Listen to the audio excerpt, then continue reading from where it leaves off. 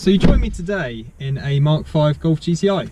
I've wanted to drive these for quite a while because I've driven the Mk4 GTI and that is just awful. I know there's loads about, but it's not really a hot hatch, and yeah, it's just terrible. I could go on, but I won't, because the Mk5 really moved it on, and it really was a return to form for VW in the hot hatch segment. So yeah, let's find out if the Mk5 GTI lives up to its reputation as a saviour of the Golf GTI, because it's one of my personal favourites,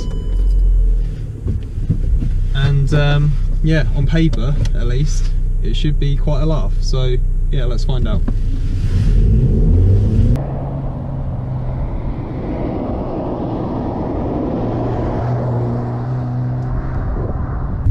Now the Mk5 Golf GTI's trump card has always been how it rides, because it's so much more comfortable than its competitors. When it came out in 2005, the Honda Civic Type R and Seat Leon